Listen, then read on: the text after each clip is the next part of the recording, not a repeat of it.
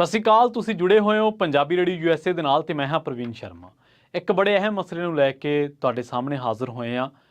ਪੰਜਾਬ ਦੇ ਘਰਾਂ ਦੇ ਵਿੱਚ ਜਿੰਨੇ ਵੀ ਘਰ ਨੇ ਉੱਥੇ ਹੋਰ ਕੁਝ ਹੋਵੇ ਨਾ ਹੋਵੇ, ਸਾਡੀ ਤਰਾਸਦੀ ਆ। ਬੜੇ ਦੁੱਖ ਦੇ ਨਾਲ ਕਹਿਣਾ ਪੈ ਰਿਹਾ ਕਿ ਪੰਜਾਬ ਦੇ ਵਿੱਚ ਬੇਰੁਜ਼ਗਾਰ ਹਰ ਘਰ ਦੇ ਵਿੱਚ ਹੈ। ਤੇ ਇੱਥੇ ਇਹ ਕਹਿਣਾ ਕੋਈ ਅਤਕਥਨ ਹੀ ਨਹੀਂ ਹੋਊਗੀ ਕਿ ਜਿਹੜੇ ਪੰਜਾਬ ਦੇ ਮੁੱਖ ਮੰਤਰੀ ਸਾਹਿਬ ਨੇ ਭਗਵੰਤ ਮਾਨ, ਪੰਜਾਬ ਦੇ ਉਹਨਾਂ ਚੰਦਕ ਭਾਸ਼ਣਕਰਤਾਵਾਂ ਦੇ ਵਿੱਚ ਆਉਂਦੇ ਨੇ, ਚੰਦ ਕੁ ਲੀਡਰਾਂ ਦੇ ਵਿੱਚ ਆਉਂਦੇ ਨੇ ਜਿਨ੍ਹਾਂ ਦਾ ਭਾਸ਼ਣ ਬੜੀ ਸੰਜੀਦਗੀ ਦੇ ਨਾਲ, ਬੜੀ ਗੰਭੀਰਤਾ ਦੇ ਨਾਲ, ਔਰ ਮੇਰਾ ਖਿਆਲ ਹੈ ਕਿ ਸਭ ਤੋਂ ਵੱਧ ਤਾੜੀਆਂ ਜਿਹਦੇ ਭਾਸ਼ਣ ਤੇ ਵੱਜਦੀਆਂ, ਭਗਵੰਤ ਮਾਨ ਉਹਨਾਂ 4-5 ਬੰਦਿਆਂ ਦੇ ਵਿੱਚੋਂ ਇੱਕ ਨੇ। ਪੰਜਾਬ ਭਰ ਦੇ ਵਿੱਚੋਂ 3 ਕਰੋੜ ਲੋਕਾਂ ਦੇ ਵਿੱਚੋਂ ਉਹ ਇੱਕ ਨੇ। ਇੱਕ ਤਾਂ ਸਟੇਟ ਦੇ ਨੁਮਾਇੰਦੇ ਨੇ, ਉਹ ਤਾਂ ਗੱਲ ਵੱਖਰੀ ਹੈ, ਪਰ ਭਗਵੰਤ ਮਾਨ ਜਿਹੜੇ ਨੇ ਉਹ ਉਹਨਾਂ ਚੁਣਿੰਦਾ ਲੋਕਾਂ ਦੇ ਵਿੱਚ ਆਉਂਦੇ ਨੇ ਜਿਨ੍ਹਾਂ ਦਾ ਭਾਸ਼ਣ ਬੜੀ ਸੰਜੀਦਗੀ ਦੇ ਨਾਲ, ਬੜੀ ਗੰਭੀਰਤਾ ਦੇ ਨਾਲ, ਔਰ ਜਦੋਂ ਕੋਈ ਵਿੱਚ ਗੱਲ ਚੁਟਕਲੇ ਵਾਲੀ ਦੱਸਦੇ ਆ ਤੇ ਸਭ ਤੋਂ ਵੱਧ ਤਾੜੀਆਂ ਜਿਹਦੇ ਭਾਸ਼ਣ ਤੇ ਵੱਜਦੀਆਂ ਭਗਵੰਤ ਮਾਨ ਹੈ, ਨੋ ਡਾਊਟ। ਕਰਾਊਡ ਪੁਲਰ ਉਹਨਾਂ ਵਰਗਾ ਕੋਈ ਨਹੀਂ ਸੀ ਮੁੱਖ ਮੰਤਰੀ ਬਣਨ ਤੋਂ ਪਹਿਲਾਂ। ਹੁਣ ਇਦੋਂ ਅੱਗੇ ਲੋਕ ਜਾਣਨ ਕੀ ਕਰਨਗੇ। ਪੰਜਾਬ ਦੇ ਵਿੱਚ ਬੇਰੁਜ਼ਗਾਰੀ ਸਭ ਤੋਂ ਵੱਡਾ ਮਸਲਾ ਵਾ। ਇਸ ਤੋਂ ਪਹਿਲਾਂ ਬੇਰੁਜ਼ਗਾਰਾਂ ਦੇ ਨਾਲ ਮਜ਼ਾਕ ਹੁੰਦਾ ਰਿਹਾ।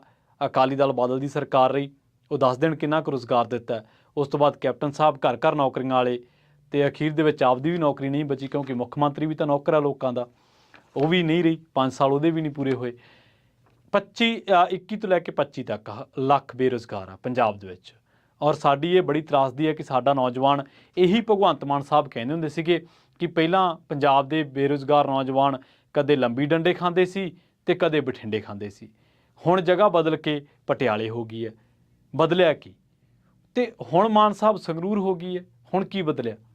ਸੋ ਰੁਜ਼ਗਾਰ ਦੇ ਮਸਲੇ ਤੇ ਤਾਂ ਗੱਲ ਕਰ ਰਹੇ ਹਾਂ ਕਿਉਂਕਿ ਲੰਘੇ ਦਿਨੀ BMW ਵਾਲਾ ਮਸਲਾ ਉਹ ਬੜਾ ਚਰਚਾ ਦੇ ਵਿੱਚ ਰਿਹਾ ਕਿ ਮਾਨ ਸਾਹਿਬ ਨੇ ਪਹਿਲਾਂ ਕਹਿਤਾ ਕਿ ਜੀ ਉਹ ਇੱਥੇ ਪਲਾਂਟ ਲਾਉਣਗੇ, ਸਾਨੂੰ ਨੌਕਰੀਆਂ ਮਿਲਣਗੀਆਂ, ਤੇ ਉਸ ਤੋਂ ਬਾਅਦ ਉਹ ਮੁੱਕਰ ਗਏ। ਦੇਖੋ, ਹਰ ਸੂਬੇ ਦੇ ਮੁੱਖ ਮੰਤਰੀ ਦਾ ਇਹ ਫਰਜ਼ ਆ ਕਿ ਉਹ ਸੂਬੇ ਦੇ ਵਿੱਚ ਨਿਵੇਸ਼ ਲਿਆਵੇ ਤੇ ਉਹ ਨਿਵੇਸ਼ ਦੇ ਨਾਲ ਲੋਕਾਂ ਨੂੰ ਰੁਜ਼ਗਾਰ ਮਿਲੇ।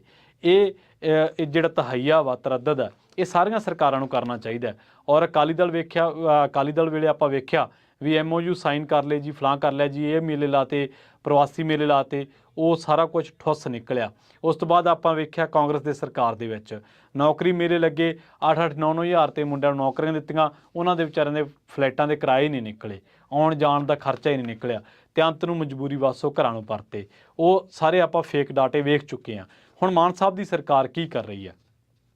ਮਾਨ ਸਾਹਿਬ ਦੀ ਸਰਕਾਰ ਵੀ ਬੇਰੁਜ਼ਗਾਰ ਸਾਡੇ ਭੈਣ ਭਰਾਵਾਂ ਦੇ ਨਾਲ ਕੋਝਾ ਮਜ਼ਾਕ ਕਰ ਰਹੀ ਹੈ। ਮਾਨ ਸਾਹਿਬ, ਇਹ ਮਜ਼ਾਕ ਪਲੀਜ਼ ਬੰਦ ਕਰੋ, ਤੁਹਾਨੂੰ ਬੇਨਤੀ ਹੈ ਇਹ, ਕਿਉਂਕਿ ਤੁਸੀਂ ਖੁਦ ਬੜੇ ਭਾਵੁਕ ਜਿਹੇ ਭਾਸ਼ਣ ਦਿੰਦੇ ਰਹੇ ਹੋ। ਪਹਿਲੀ ਗੱਲ ਤਾਂ ਇਹ ਹੈ ਕਿ ਤੁਹਾਨੂੰ ਇਹ ਬੜੀ ਗੰਭੀਰਤਾ ਦੇ ਨਾਲ ਲੈਣਾ ਚਾਹੀਦਾ ਹੈ ਕਿ ਜਦੋਂ ਜਿਹੜੀ ਤੁਹਾਡੀ ਕਈ ਗੱਲ ਆ ਉਹ ਤੁਸੀਂ ਨਹੀਂ ਕਰ ਰਹੇ, ਤੁਸੀਂ ਇੱਕ ਇੰਡੀਵਿਜੂਅਲ ਨਹੀਂ ਗਏ, ਇਹ ਗੱਲ ਸਮਝੋ। ਤੁਸੀਂ ਇੱਕ ਸਰਕਾਰ ਹੋ, ਇੱਕ ਸਟੇਟ ਦੇ ਨੁਮਾਇੰਦੇ ਹੋ। ਤੁਹਾਡੀ ਗੱਲ, ਕਈ ਗੱਲ ਕਿਤੇ ਵੀ ਕਹਿ ਦਿਓ, ਤੁਸੀਂ ਔਨ ਕੈਮਰਾ ਵੀ ਨਾ ਕਹੋ, ਤੁਹਾਡੀ ਕਈ ਹਰ ਗੱਲ ਅਧਿਕਾਰਤ ਹੈ। ਤੁਸੀਂ 24 ਘੰਟਿਆਂ ਦੇ ਵਿੱਚ ਜੋ ਵੀ ਗੱਲ ਕਰੋਗੇ ਉਹ ਅਧਿਕਾਰਤ ਗੱਲ ਹੈ। ਤੇ ਜਿਹੜੀ ਤੁਸੀਂ ਆ ਸਟੈਪ ਬੈਕ ਕਰਨ ਵਾਲਾ ਕੰਮ ਆ ਨਾ, ਇਹ ਪਲੀਜ਼ ਛੱਡ ਦਿਓ। ਇਹ ਤੁਹਾਨੂੰ, ਤੁਹਾਡੀ ਨਾ ਤਾਂ ਕੁਰਸੀ ਨੂੰ ਸ਼ੋਭਾ ਦਿੰਦਾ, ਤੁਹਾਡੇ ਅਹੁਦੇ ਨੂੰ ਸ਼ੋਭਾ ਦਿੰਦਾ, ਨਾ ਹੀ ਤੁਹਾਡੀ ਪਰਸਨੈਲਿਟੀ ਨੂੰ ਸ਼ੋਭਾ ਦਿੰਦਾ। ਔਰ ਦੂਜੀ ਗੱਲ, ਹੁਣ ਮਾਨ ਸਾਹਿਬ ਦੇ ਸਪੋਰਟਰ ਆਉਣਗੇ, ਤੱਤੇ ਕਮੈਂਟ ਕਰਨਗੇ, ਪਰ ਸੁਣੋ ਗੌਰ ਦੇ ਨਾਲ। ਦੂਜੀ ਗੱਲ ਕੀ ਹੈ ਕਿ ਅਗਨੀਪਥ ਸਕੀਮ ਆਪਾਂ ਸਾਰਿਆਂ ਨੇ ਦੇਖਿਆ ਕਿ ਪੂਰੇ ਦੇਸ਼ ਭਰ ਦੇ ਵਿੱਚ ਉਸ ਮਸਲੇ ਨੂੰ ਲੈ ਕੇ ਰੋਸ ਮੁਜ਼ਾਹਰੇ ਹੋਏ, ਅੱਗਜਣੀਆਂ ਵੀ ਹੋਈਆਂ ਜਿਨ੍ਹਾਂ ਤੋਂ ਬਚਿਆ ਜਾ ਸਕਦਾ ਸੀ, ਪਰ ਇਹ ਕੰਡੇ ਸਰਕਾਰ ਨਹੀਂ ਬੀਜੇ। ਅਸੀਂ ਕੁਝ ਨਹੀਂ ਕਰ ਸਕਦੇ ਇਹਦੇ ਵਿੱਚ। ਅਗਨੀਪਥ ਸਕੀਮ ਤੇ ਭਗਵੰਤ ਮਾਨ ਸਾਹਿਬ ਦੀ ਸਰਕਾਰ ਨੇ ਪਹਿਲਾਂ ਵਿਧਾਨ ਸਭਾ ਦੇ ਵਿੱਚ ਮਤਾ ਲਿਆਂਦਾ ਵਾ ਕਿ ਇਹ ਬਈ ਸਕੀਮ ਜਿਹੜੀ ਹੈ ਨਹੀਂ ਸਹੀ, ਔਰ ਉਹ ਸਹੀ ਸੀ ਮਤਾ, ਕਿਉਂਕਿ ਉਹ ਸਕੀਮ ਹੀ ਸਹੀ ਨਹੀਂ। 4 ਸਾਲਾਂ ਵਾਸਤੇ ਤੁਸੀਂ ਫੌਜੀ ਕਿੱਥੋਂ ਰੱਖ ਲਓਗੇ? 21 ਸਾਲਾਂ ਦਾ ਬੰਦਾ 18-19 ਸਾਲਾਂ ਦਾ ਭਰਤੀ ਹੋ ਗਿਆ ਤੇ 25 ਸਾਲਾਂ ਬਾਅਦ ਰਿਟਾਇਰਮੈਂਟ, 25 ਸਾਲ ਦੀ ਉਮਰ ਦੇ ਵਿੱਚ ਰਿਟਾਇਰਮੈਂਟ ਲੈ ਕੇ ਬੰਦਾ ਕੀ ਕਰੂਗਾ? ਸੋ ਇਹ ਆ, ਉਦੋਂ ਮਤਾ ਲਿਆਂਦਾ, ਹੁਣ ਇਹ ਆਪ ਹੀ ਉਹਦੇ ਹੱਕ ਦੇ ਵਿੱਚ ਟਵੀਟ ਕਰ ਰਹੇ ਆ। ਹੁਣ ਮਾਨ ਸਾਹਿਬ ਇਹ ਕਮਜ਼ੋਰੀ ਦੱਸ ਦੇਣ ਕਿ ਉਹਨਾਂ ਨੂੰ ਕਨਫਿਊਜ਼ ਕੌਣ ਕਰ ਰਿਹਾ, ਕਿਉਂਕਿ ਉਹਦਾ ਕਨਫਿਊਜ਼ਿੰਗ ਵਾਲਾ ਨਹੀਂ ਹੈ। ਲੋਕਾਂ ਨੇ ਤੁਹਾਨੂੰ ਕਨਫਿਊਜ਼ ਹੋਣ ਵਾਸਤੇ, 605 ਦੇ ਵਿੱਚ ਪੈਣ ਵਾਸਤੇ, ਦੁਚਿੱਤੀ ਦੇ ਵਿੱਚ ਰਹਿਣ ਵਾਸਤੇ ਅਹੁਦਾ ਨਹੀਂ ਦਿੱਤਾ। ਮਾਨ ਸਾਹਿਬ ਤੁਹਾਨੂੰ 92 ML ਜਿਤਾ ਕੇ ਦਿੱਤੇ ਆ। ਇਹ ਕੋਈ ਛੋਟੀ ਗੱਲ ਨਹੀਂ ਹੈ, ਬਹੁਤ ਵੱਡਾ ਮੈਂਡੇਟ ਇੱਕ ਪੰਜਾਬੀਆਂ ਨੇ ਇੱਕ ਤਰਫਾ ਮੈਂਡੇਟ ਤੁਹਾਨੂੰ ਦਿੱਤਾ ਵਾ। ਤੁਸੀਂ ਪੰਜਾਬੀਆਂ ਦੇ ਜ਼ਖਮਾਂ ਤੇ, ਅੱਲੇ ਜ਼ਖਮਾਂ ਤੇ ਹੱਥ ਨਾ ਰੱਖੋ। ਪੰਜਾਬ ਦੇ ਵਿੱਚ ਹੋਰ ਕੁਝ ਹੋਵੇ ਨਾ ਹੋਵੇ, ਸਾਡੇ ਘਰਾਂ ਦੇ ਵਿੱਚ ਬੇਰੁਜ਼ਗਾਰ ਹਰ ਘਰ ਦੇ ਵਿੱਚ, ਔਰ ਇਹ ਸਾਡੀ ਤਰਾਸਦੀ ਹੈ। ਸਾਨੂੰ ਇਹਨਾਂ ਗੱਲਾਂ ਤੇ ਦੁੱਖ ਆਉਣਾ ਚਾਹੀਦਾ। ਔਰ ਦੂਜੀ ਗੱਲ ਇਹ ਕਿ ਪੰਜਾਬ ਸਰਕਾਰ ਕਰ ਕੀ ਰਹੀ ਹੈ? ਪਹਿਲਾਂ ਭਰਤੀਆਂ ਕੀਤੀਆਂ ਰਿਟਾਇਰਡ ਪਟਵਾਰੀਆਂ ਦੀਆਂ, ਭਰਤੀਆਂ ਦੇਖੋ ਭਰਤੀ ਕਰਨੇ ਆ, ਪਰ ਰਿਟਾਇਰਡ ਪਟਵਾਰੀ ਕਰਨੇ ਆ, ਫਿਰ ਭਰਤੀ ਕਰਨੇ ਆ ਰਿਟਾਇਰਡ ਡਾਕਟਰ ਭਰਤੀ ਕਰਨੇ, ਗੱਲ ਕਹੀ ਗਈ, ਫਿਰ ਕਿਹਾ ਗਿਆ ਕਿ ਰਿਟਾਇਰਡ ਪ੍ਰੋਫੈਸਰਾਂ ਦੀ ਭਰਤੀ ਕਰਨੀ ਹੈ। ਫਿਰ ਹੁਣ ਪੰਜਾਬੀ ਵਿਚਾਰੇ ਜਿਹੜੇ ਮਾਨ ਸਾਹਿਬ ਉਹ ਖਿਜੇ ਕਹਿ ਹੀ ਦੇਣਗੇ ਕਿ ਅਸੀਂ ਤਾਂ ਰਿਟਾਇਰਡ ਬੰਦੇ ਤੋਰਿਆ ਘਰਾਂ ਨੂੰ, ਕੈਪਟਨ ਅਮਰਿੰਦਰ ਸਿੰਘ ਤੇ ਪ੍ਰਕਾਸ਼ ਸਿੰਘ ਬਾਦਲ ਤੇ ਉਹਨਾਂ ਦੇ ਨਾਲ 30-40 ਜਾਣੇ ਹੋਰ ਜਿਹੜੇ ਕੈਬਨਿਟ ਦੇ ਵਿੱਚ ਬੈਠੇ ਸੀ, ਤੇ ਅਸੀਂ ਤਾਂ ਤੁਹਾਨੂੰ ਮੌਕਾ ਦਿੱਤਾ ਨਵਿਆਂ ਨੂੰ, ਤੇ ਤੁਸੀਂ ਉਹੀ ਰਿਟਾਇਰਡ ਭਰਤੀ ਕਰ ਰਹੇ ਹੋ, ਤੇ ਫਿਰ ਅਸੀਂ ਤੁਹਾਨੂੰ ਕਰਾਉਣਾ ਕੀ ਹੈ। ਦੇਖੋ ਜਿਹੜਾ ਬੰਦਾ ਰਿਟਾਇਰਡ ਆ ਉਹ ਇੱਕ ਆਪਣਾ ਜੀਵਨ ਕਾਲ, ਆਪਣੀ ਜ਼ਿੰਦਗੀ, ਆਪਣੀ ਊਰਜਾ, ਆਪਣਾ ਸਮਾਂ ਮਹਿਕਮੇ ਨੂੰ ਦੇ ਚੁੱਕਿਆ ਵਾ।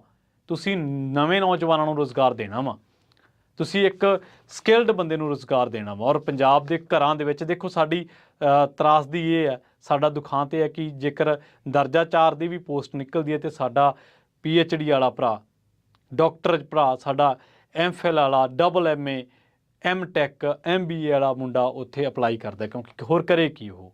ਔਰ ਇਹ ਜਿਹੜੀ ਵੀਡੀਓ ਆ ਉਹ ਤੁਹਾਨੂੰ ਸਾਰਿਆਂ ਨੂੰ ਪਾਰਟੀਬਾਜ਼ੀ ਤੋਂ ਉੱਪਰ ਉੱਠ ਕੇ ਦੇਖਣ ਵਾਲੀ ਆ, ਦੇਖਣੀ ਚਾਹੀਦੀ ਹੈ। ਤੁਸੀਂ ਬੇਸ਼ੱਕ ਲੱਖ ਸਪੋਰਟਰ ਹੋ ਭਗਵੰਤ ਮਾਨ ਦੇ, ਅਸੀਂ ਕਿਸੇ ਨੂੰ ਨਹੀਂ ਕੁਛ ਕਹਿੰਦੇ, ਕਿਉਂਕਿ ਬਟਨ ਨੱਪਣ ਵੇਲੇ ਅਸੀਂ ਤੁਹਾਡੇ ਨਾਲ ਨਹੀਂ ਖੜੇ ਹੋਣਾ। ਤੁਸੀਂ ਲੱਖ ਸਪੋਰਟਰ ਹੋ ਕੈਪਟਨ ਅਮਰਿੰਦਰ ਸਿੰਘ ਦੇ, ਜਾਂ ਹੋਰ ਜਿੰਨੇ ABCD ਤੇ ਇੱਥੇ ਤੁਰੇ ਫਿਰਦੇ ਆ ਹੋਣਗੇ, ਕੋਈ ਦਿੱਕਤ ਨਹੀਂ ਹੈ, ਰਹੋ। ਪਰ ਘੱਟੋ ਘੱਟ ਸਵਾਲ ਰੁਜ਼ਗਾਰ ਦੇ ਮਸਲੇ 'ਤੇ ਤਾਂ ਸਰਕਾਰਾਂ ਨੂੰ ਸਵਾਲ ਕਰੋ। ਘੱਟੋ ਘੱਟ ਸਰਕਾਰ ਨੂੰ ਇਹਨਾਂ ਤਾਂ ਜ਼ਰੂਰ ਕਰੋ, ਮੁੱਖ ਮੰਤਰੀ ਸਾਹਿਬ ਨੂੰ ਇਹਨਾਂ ਤਾਂ ਕਹੋ ਕਿ ਜਦੋਂ ਤੁਸੀਂ ਨਿਵੇਸ਼ ਕਰਨ ਦੀ ਗੱਲ ਆਉਣੇ ਹੋ ਤੇ ਗੱਲ ਕਰਦੇ ਹੋ ਤਾਂ ਉਹ ਬਹੁਤ ਗੰਭੀਰਤਾ ਦੇ ਨਾਲ ਗੱਲ ਕਰੋ। ਔਰ ਇਸ ਤੋਂ ਇਲਾਵਾ ਵੈਟਰਨਰੀ ਡਾਕਟਰਾਂ ਦੀ ਭਰਤੀ ਕੀਤੀ ਆ, ਅੱਧਿਓਂ ਵੱਧ 53% ਤੁਸੀਂ ਡਾਕਟਰ ਬਾਹਰੋਂ ਰੱਖੇ ਆ। ਮਾਨ ਸਾਹਿਬ ਪੰਜਾਬੀਆਂ ਨੂੰ ਕੋਈ ਪੈਲੀ ਨਹੀਂ ਲੈਣ ਦਿੰਦਾ ਬਾਹਰ। ਰਾਜਸਥਾਨ ਦੇ ਵਿੱਚ ਪੰਜਾਬੀ ਪੈਲੀ ਨਹੀਂ ਲੈ ਸਕਦਾ, ਹਿਮਾਚਲ ਦੇ ਵਿੱਚ ਪੰਜਾਬੀ ਪੈਲੀ ਨਹੀਂ ਲੈ ਸਕਦਾ, ਤੇ ਤੁਸੀਂ ਉੱਥੋਂ ਬੰਦੇ ਚੱਕ ਕੇ ਰੱਖ ਰਹੇ ਹੋ। ਇਸ ਤੋਂ ਪਹਿਲਾਂ ਵੀ ਤੁਹਾਨੂੰ ਇਹਨਾਂ ਮਸਲਿਆਂ ਦੇ ਵਿੱਚ ਆਲੋਚਨਾ ਦਾ ਸਾਹਮਣਾ ਕਰਨਾ ਪੈਂਦਾ। ਅਸੀਂ ਉੱਥੇ ਜ਼ਮੀਨ ਨਹੀਂ ਲੈ ਸਕਦੇ, ਉਹ ਸਾਡਾ ਪਾਣੀ ਖੋਹਣ ਨੂੰ ਫਿਰਦੇ ਆ, ਉਹ ਸਾਡੀ ਵਿਧਾਨ ਸਭਾ ਦੇ ਬਰਾਬਰ ਇੱਕ ਵਿਧਾਨ ਸਭਾ ਲੈਣ ਨੂੰ ਫਿਰਦੇ ਆ, ਤੇ ਤੁਸੀਂ ਉਹਨਾਂ ਨੂੰ ਨੌਕਰੀਆਂ ਦੇ ਰਹੇ ਹੋ। ਇਸ ਤੋਂ ਇਲਾਵਾ ਗੱਲਾਂ ਤਾਂ ਸੁਣਨ ਦੇ ਵਿੱਚ ਇਹ ਵੀ ਆਈਆਂ ਕਿ ਐਡਵੋਕੇਟ ਜਨਰਲ ਦੇ ਦਫ਼ਤਰ ਦੇ ਵਿੱਚ ਵੀ ਜਿਹੜੀ ਟੀਮ ਆ ਵਕੀਲਾਂ ਦੀ, ਉਹਦੇ ਵਿੱਚ ਵੀ ਦਿੱਲੀ ਦੀ ਟੀਮ ਆ ਤੇ ਜਾਂ ਦੂਜੇ ਗੁਆਂਢੀ ਸੂਬਿਆਂ ਹੋਰਾਂ ਦੀ ਟੀਮ ਆ। ਇਸ ਤੋਂ ਵੀ ਇਲਾਵਾ ਹੁਣ ਜਿਹੜੇ ਲੰਘੇ ਦਿਨਾਂ ਦੇ ਵਿੱਚ ਮਾਨ ਸਾਹਿਬ ਦੀ ਸਰਕਾਰ, ਇੱਕ ਫੌਜਾ ਸਿੰਘ ਸਰਾਰੀ ਵਾਲਾ ਮਸਲਾ ਤੁਸੀਂ ਸੁਣਿਆ ਹੀ ਹੋਣਾ, ਉਹਦੇ ਵਿੱਚ ਤਾਂ ਕੋਈ ਦੋ ਰਾਏ ਨਹੀਂ ਹੈ ਕਿ ਉਹਨਾਂ ਨੇ ਹਲੇ ਤੱਕ ਵੀ ਇਹ ਸਾਫ਼ ਨਹੀਂ ਕੀਤਾ ਕਿ ਆਡੀਓ ਮੇਰੀ ਹੈ ਜਾਂ ਨਹੀਂ ਮੇਰੀ। ਮਾਨ ਸਾਹਿਬ ਦੀ ਸਰਕਾਰ ਵੀ ਜਿਹੜੀ ਆ ਉਹ ਇਸ ਮਸਲੇ 'ਤੇ ਸੋਚ ਵਿਚਾਰ ਕਰ ਰਹੀ ਹੈ ਕਿ ਉਹਦੇ ਮਸਲੇ 'ਤੇ ਕਿਹਾ ਕੀ ਜਾਵੇ। ਤੇ ਦੂਜੀ ਗੱਲ ਇਹ ਹੈ ਕਿ ਲੰਘੇ ਦਿਨੀ ਆਪਾਂ ਦੇਖਿਆ ਕਿ ਜਿਹੜਾ ਮੈਸਰ ਖਾਨਾ ਇਹਨਾਂ ਦਾ ਵਿਧਾਇਕ ਆ ਮੌੜ ਤੋਂ, ਜੇ ਮੈਂ ਗਲਤ ਨਾ ਹੋਵਾਂ ਤਾਂ, ਉਹ ਵੀ ਮਾਈਨਿੰਗ ਦੇ ਮਾਮਲੇ ਦੇ ਵਿੱਚ ਚਰਚਾ ਦੇ ਵਿੱਚ ਆ ਚੁੱਕਿਆ। ਇਸ ਤੋਂ ਇਲਾਵਾ ਰਾਜਪਾਲ ਕਹਿ ਚੁੱਕਿਆ ਕਿ ਪੰਜਾਬ ਸਰਕਾਰ ਨਾ ਮਾਈਨਿੰਗ 'ਤੇ ਗੰਭੀਰ ਹੈ ਤੇ ਨਾ ਜਿਹੜੀ ਆ ਉਹ ਨਸ਼ਿਆਂ 'ਤੇ ਗੰਭੀਰ ਹੈ। ਮਾਈਨਿੰਗ ਪਾਲਿਸੀ ਦੇ ਵਿੱਚ ਸਰਕਾਰ ਨੂੰ ਖੁਦ ਜਿਹੜੀ ਆ ਫਟਕਾਰ ਲੱਗ ਚੁੱਕੀ ਹੈ। ਪਠਾਨ ਮਾਜਰਾ ਦਾ ਮਸਲਾ ਆਪਾਂ ਦੇਖ ਚੁੱਕੇ ਹਾਂ, ਜੌੜਾ ਮਾਜਰਾ ਵਾਲਾ ਮਸਲਾ ਆਪਾਂ ਦੇਖ ਚੁੱਕੇ ਹਾਂ, ਸ਼ੀਤਲ ਅੰਗੁਰਾਲ ਵਾਲਾ ਮਸਲਾ ਆਪਾਂ ਦੇਖ ਰਹੇ ਹਾਂ। ਉਹ ਕਹਿੰਦੇ ਕਿ ਸਾਨੂੰ ਜਾਨੋਂ ਮਾਰਨ ਦਾ ਖਤਰਾ ਹੈ। ਹੁਣ ਇਹ ਬੰਦੇ ਆਪਦੇ ਆਪ ਹੀ ਸਰਕਾਰ ਦੀ ਜਿਹੜੀ ਆ ਉਹ ਖਿੱਲੀ ਉਡਾ ਰਹੇ ਆ।